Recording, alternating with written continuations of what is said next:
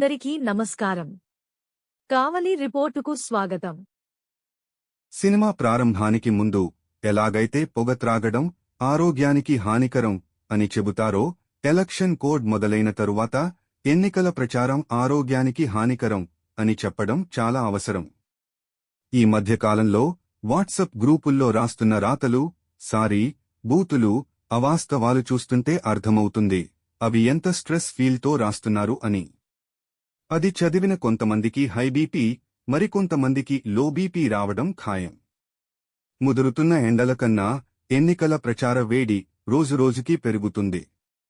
మండుటెండల్లో ప్రచారం పేరుతో నేతలు తిరుగుతూ, వారితో ప్రజలను తిప్పుతూ వారి అనారోగ్యానికి కారణమవుతున్నారు. ఆలోచించాల్సిన విషయం ఏమిటంటే, ఏ పార్టీ సమావేశం ఏర్పాటు చేసినా తరచుగా వచ్చేది మాత్రం కాంట్రాక్టుల ద్వారా డబ్బులు పొందిన అదే జనం. ఈ విషయం అందరికీ తెలుసనుకోండి.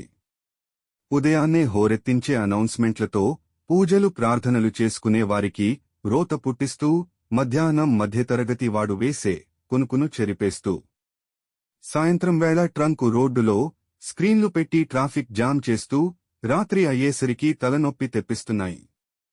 ప్రజారోగ్యంపై విశ్లేషణ చేద్దామని మెడికల్ ఆఫీసర్లతో మాట్లాడితే, ఈ నెలలో స్ట్రెస్కి, బీపీలకు ఎక్కువ మెడిసిన్ సేల్స్ జరిగిందని, బహుశా దీనికి కారణం ఎన్నికల ప్రచార వేడి అయ్యి ఉండవచ్చు అని ప్రముఖులు తెలపడం విడ్డూరంగా ఉంది.